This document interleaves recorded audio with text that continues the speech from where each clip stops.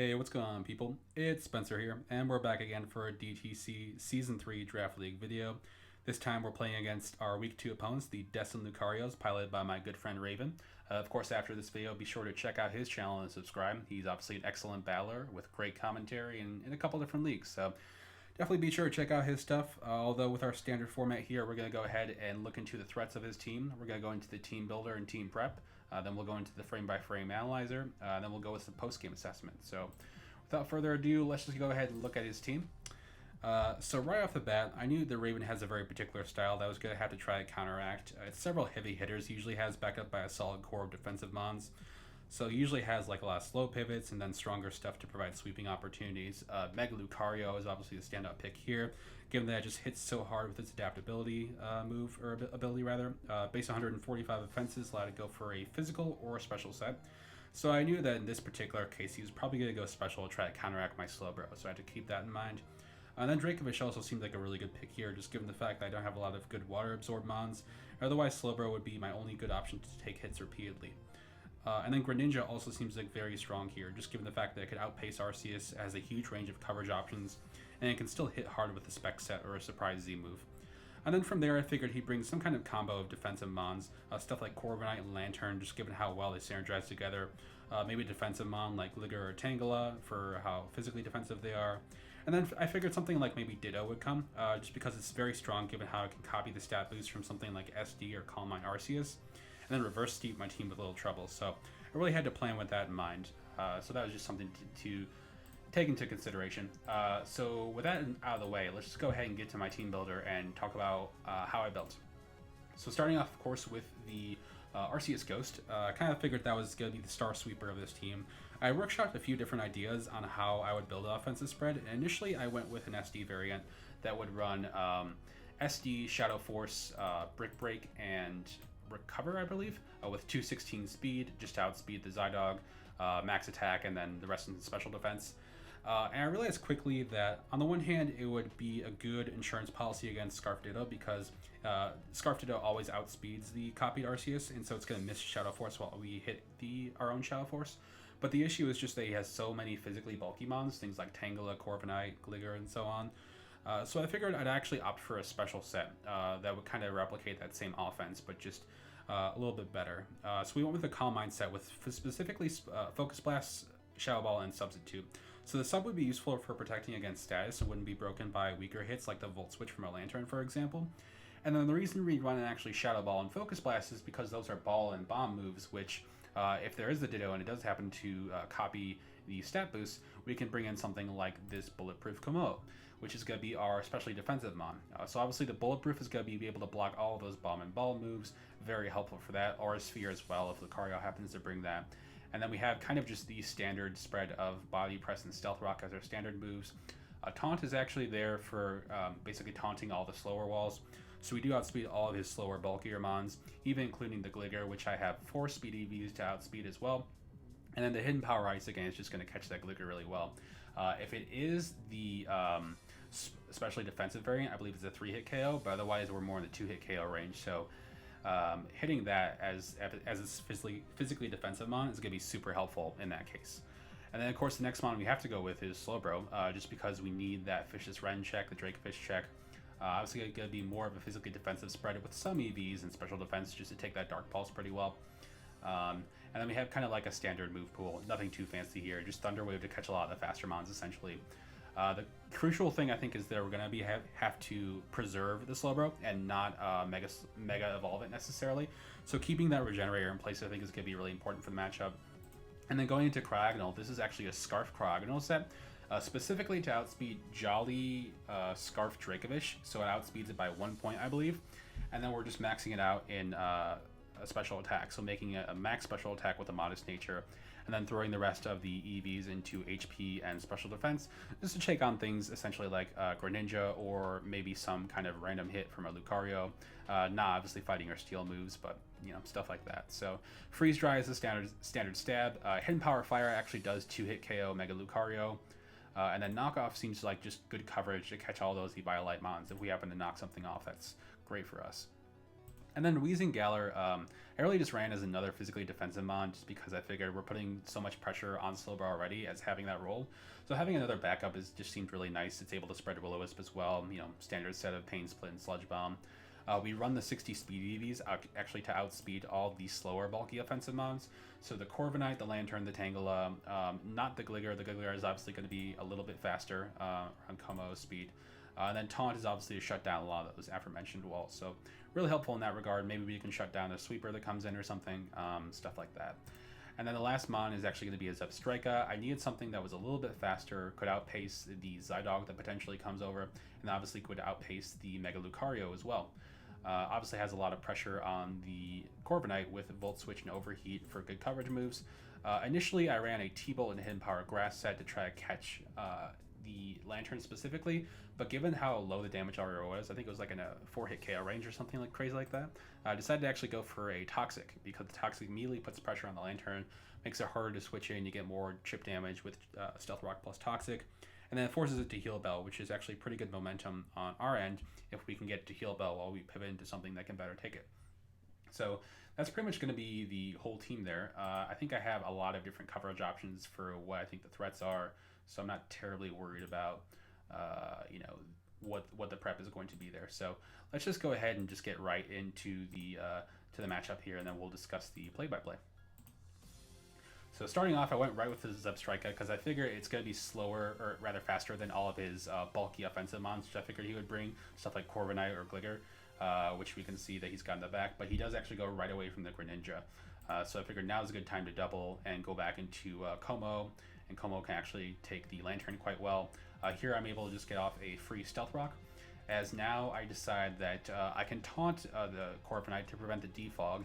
I can also go into Wheezing, which I should have done in the first place, but unfortunately I don't do that. I am able to get off the taunt, but I am able to unfortunately take a Brave Bird to the face rather, which really sucks for the preservation of Como. Here obviously I need to preserve it, so I go back into Zebstrika just to really get off the offensive pressure on Corviknight, as he does double back into the Lantern. Now here I figure is a good opportunity to go for the Toxic just to get some pressure right away on it, as I do take a Scald decently well. And then here I can just go into Como for free, just because the damage is going to be so low. I really just eat the Volt Switch up and then get back to the HP with the leftovers. And then here I actually scout for an Ice Beam on the Greninja by going to Cryogonal, but he does just U-turn, so not really giving me a whole lot of information there, figuring it's some sort of choice item. Here I do have the opportunity to go into, rather just spam the Freeze Dry, because he doesn't know I'm Scarf, so I go ahead and go for that Freeze Dry here. As you can see, it is not only a crit, but also a freeze, which is very unfortunate on his part, but you'll see it won't matter a huge lot. I'm just going to go into Como to get some more HP off while I can, and maybe just kind of put some pressure so he has to roost at this point, which he does. He's able to thaw right away, get the roost, so freeze did not end up mattering a whole lot, so good for him. Now I go into the Galarian Wheezing to take the Brave Bird, which I was expecting.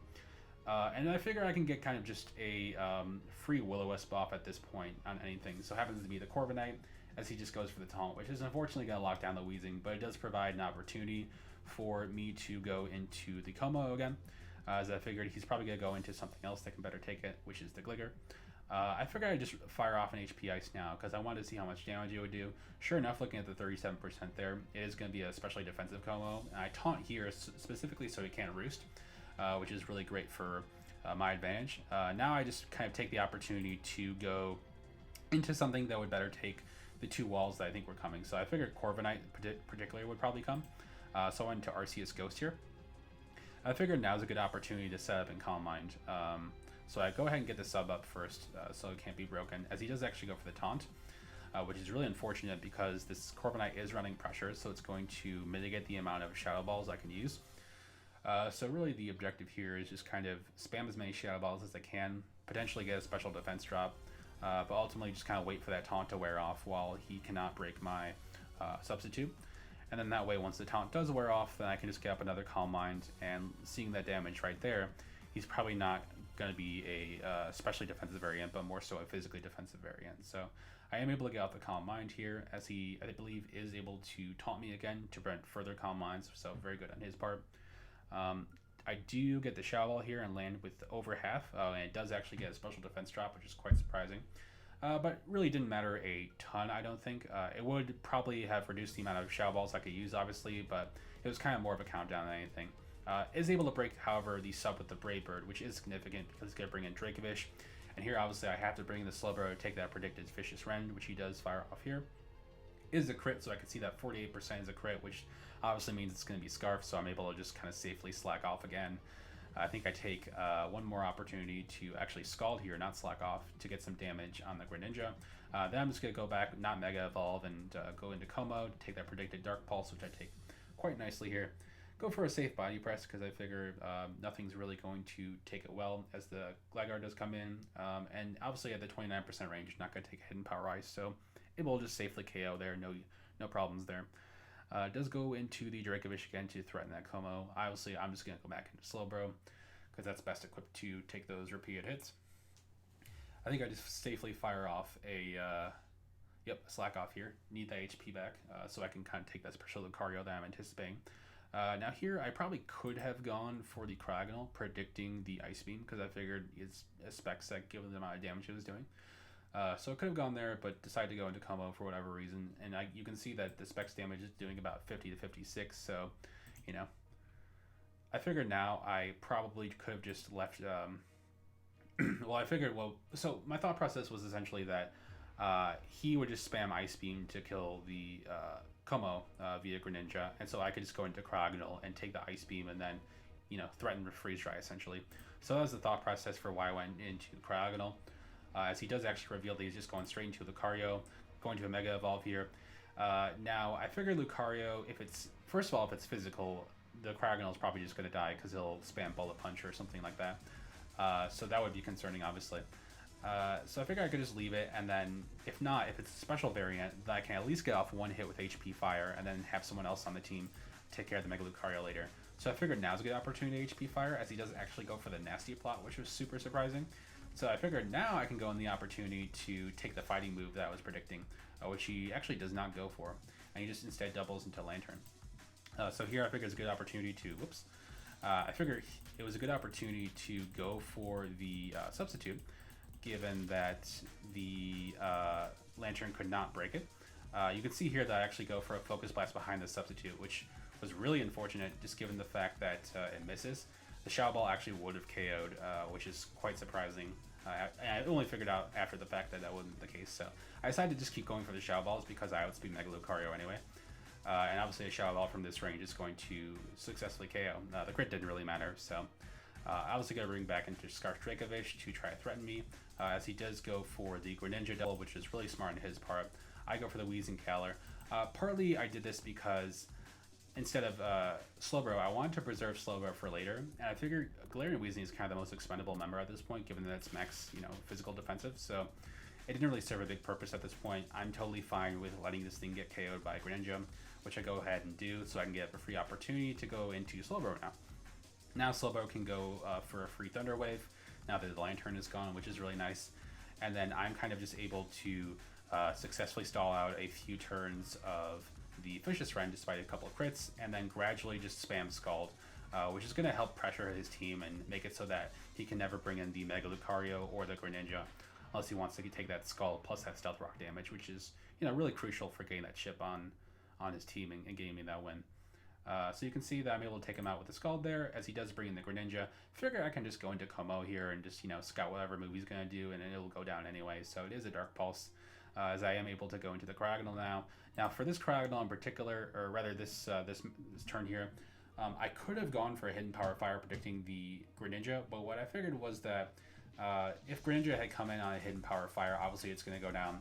Then Greninja will go down to the Hidden Power Fire from Cryogonal, so I figured the Freeze Dry was actually the safest play, given how low the Greninja was already. So that's just kind of the thought process there. Gonna go ahead and go for the safe Freeze Dry as the Greninja goes down. And obviously I'm just going to let my Cryogonal die as I just go for one Freeze Dry, as he does actually reveal that he's the Agility set. Really surprising. I thought it was going to be a third coverage move, so unfortunately he's able to take out my Cryogonal. And then at this point, the only thing that can really safely take it is the Slowbro, given that he outspeeds the rest of my team. So the issue here is that he has a chance to either land a critical hit or land a 20% flinch chance. So just the only thing I can do at this point is Mega Evolve to get the Shell Armor and prevent the crit. does not flinch, thankfully. I am able to scald and secure that win. So really intense match, especially towards the end. I was not expecting the agility, and really just came down to the fact that Slowbro was healthy enough to take a hit. So let's just go ahead and talk into some of my post-game thoughts with that in mind, and what I was thinking. So just looking over the match, I pretty much had anticipated what he was going to bring overall. Most of the mons I figured, like Dracovish, Lucario, and Greninja, I thought were coming. I thought Corviknight and Lantern were definitely coming. And I figured Gligar might have been, you know, available to come, but I was also kind of sure that he would bring Ditto, which I was really surprised that he didn't, given just how strong it was for reverse sweeping potential. So that was just something that I took into consideration. But overall, about the win, I think what enabled the win were a few things, particularly lessons I had learned from my matchup last week with Bailey. One was just in such a narrow prep environment, you have to kind of expect unconventional sets to be run if you think they're going to take care of one of their most important mons and really enable that win. So in the case of last week, that was a mixed hyper-offensive Mega Salamence. And this week it was the strong feeling that I felt he was going to bring Mega-Lucario, which sure enough he did. And then the other component that I felt was important was just not Mega Evolving too early with Slowbro, given how helpful it was to have Regenerator and then come back at near full HP.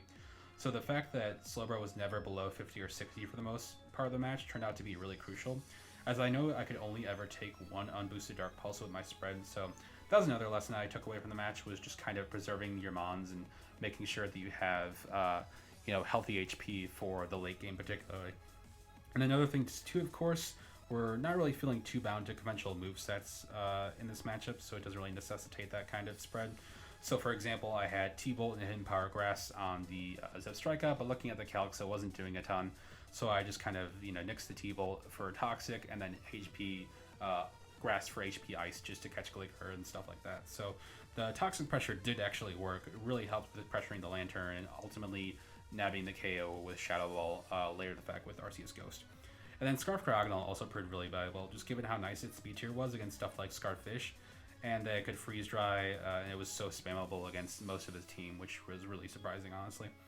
But one or two things to take into consideration for the next match was preserving the HP of Mons. So early in the game, not letting Como take that unnecessary Brave Bird damage might have really helped later to face Mega-Lucario, just calcing all the available options before I click a move. So obviously things like Aura Sphere wouldn't have touched me, Dark Pulse probably wouldn't have done much. And other things too, like the the fact that I went for Focus Blast over Shadow Ball and the Mega-Lucario switching was super significant. So just remembering to calc those things I think would be very important. But overall, just really satisfied with my performance. I think I improved a lot compared to last week, and so I'm just kind of looking forward to the next match. So that's really about all I have for this week. I hope you guys do enjoy, though. So if you do enjoy, obviously just leave a like and a comment. If you want to see any particular movesets or Pokemon come out, just let me know. But overall, just make sure to subscribe if you want to see more Draft League content. So until next time, people, I will see you later. Peace out.